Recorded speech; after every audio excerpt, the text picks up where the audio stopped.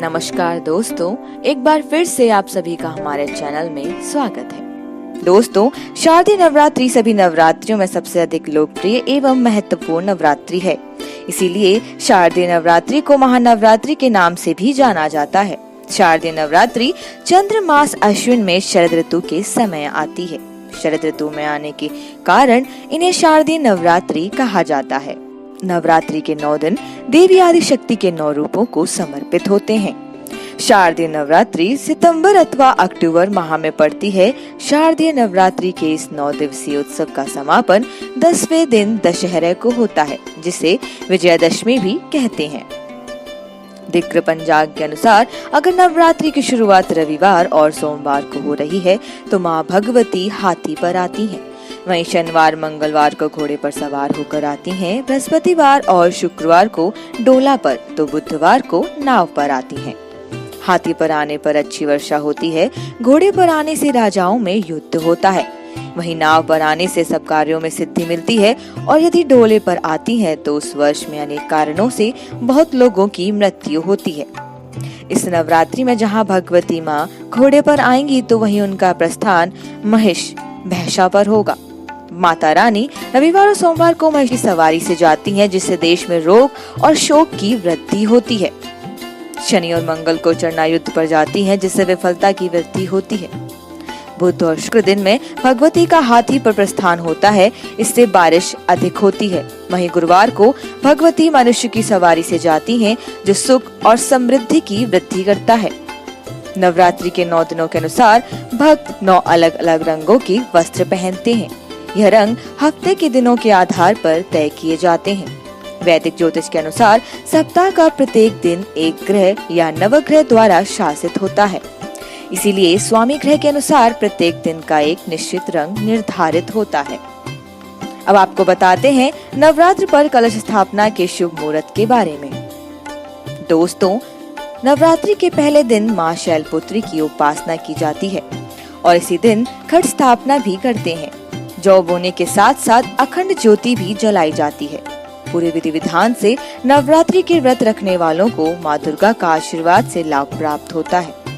इस बार घट स्थापना की अवधि 3 घंटे 39 मिनट है। इसकी शुरुआत सुबह 6:23 बजे से 10:12 बजे तक रहेगा। इसके बाद अभिजीत मुहूर्त शुरू हो जाएगा, जो 11:43 बजे से दोपहर 12:29 बजे तक रहेगा।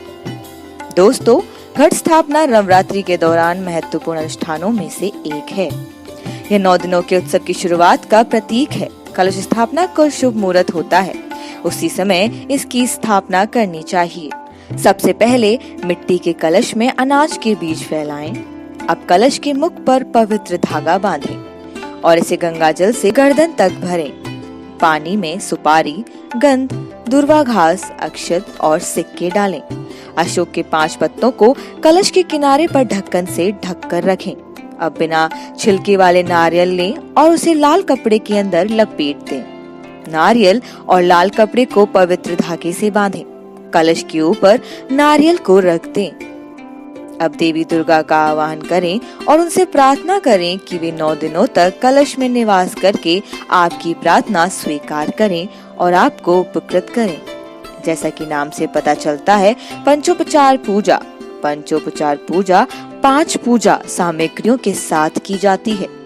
पहले कलश को दीपक दिखाएं और उससे आहूत सभी देवता दीप अर्पित करने के बाद धूप को जलाकर कलश को अर्पित करें। उसके बाद पुष्प और गंध अर्पित करें। अंत में पंचोपचार पूजा संपन्न करने के लिए नैवेद्य यानी कलश को फल और मिठाई चढ़ाएं। आपको ये बता दें कि नवरात्र के 9 दिनों में इन 9 देवियों की होती है पूजा। आइए जानते हैं इनके बारे में। देवी शैलपुत्री। देवी सती के रूप में आत्मदाह के बाद देवी पार्वती ने भगवान हिमालय की बेटी के रूप में जन्म लिया। संस्कृत में शैल का अर्थ पर्वत होता है और जिसके कारण देवी को शैलपुत्री के नाम से जाना जाता है, जो पर्वत की पुत्री थी। देवी ब्रह्मचारिणी। देवी पार्वती ने दक्ष पद्मावती के घर जन्म लिया। इस रूप में देवी पार्वती एक महान सती थी और उनके अविवाहित रूप को देवी ब्रह्मचारिणी के रूप में पूजा जाता है। देवी चंद्रघंटा। देवी चंद्रघंटा देवी पार्वती का विवाहित रूप है। भगवान शिव से शादी करने के बाद देवी महागौरी ने आधे चंद्र के साथ अपने माथे को सजाना शुरू कर दिया और जिसके कारण देवी पार्वती को देवी चंद्रघंटा के नाम से जाना जाने लगा। देवी कुष्मुंडा सिद्धात्री का रूप लेने के बाद देवी पार्वती सूर्य के केंद्र के अंदर रहने लगी ताकि वह ब्रह्मांड को ऊर्जा मुक्त कर सके। तब से देवी को कुष्मुंडा के रूप में जाना जाता है। कुष्मुंडा देवी हैं जो सूर्य के अंदर रहने की शक्ति और क्षमता रखती हैं। उसके शरीर की चमक और चमक सूर्य के समान चमकदार है। देवी स्कंद माता जब देवी भगवान स्कंद, जिन्हें भगवान कार्तिकेय के नाम से भी जाना जाता है, की माता बनी तो माता पार्वती को देवी स्कंद माता के नाम से जाना जाता था। देवी कात्यायनी राक्षस महिषासुर को नष्ट करने के लिए देवी पार्वती ने देवी कात्यायनी का रूप लिया। यह देवी पार्वती का सबसे हिंसक रूप था। इस रूप में देवी पार्वती को योद्धा देवी के रूप में भी जाना जाता है। देवी कालरात्रि जब देवी पार्वती ने शुंभ और निशुंभ नाम के राक्षसों को मारने के लिए बाहरी सुनहरी त्वचा को हटाया तो उन्हें देवी कालरात्रि के नाम से जाना गया। कालरात्रि देवी पार्वती का सबसे उग्र रूप है। देवी महागौरी हिंदू पौराणिक कथाओं के अनुसार 16 वर्ष की आयु में देवी शैलपुत्री अत्यंत सुंदर थी और उन्हें निष्पक्ष रूप से आशीर्वाद दिया गया था। अपने चरम निष्पक्ष परिसर के कारण उन्हें देवी महागौरी के नाम से जाना जाता था।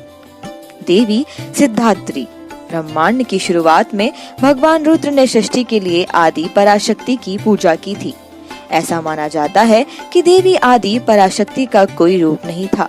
शक्ति की सर्वोच्च देवी आदि पराशक्ति भगवान शिव के बाएं आधे भाग से सिद्धात्री के रूप से प्रकट हुई।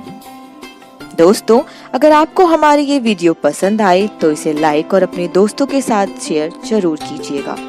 धन्यवाद।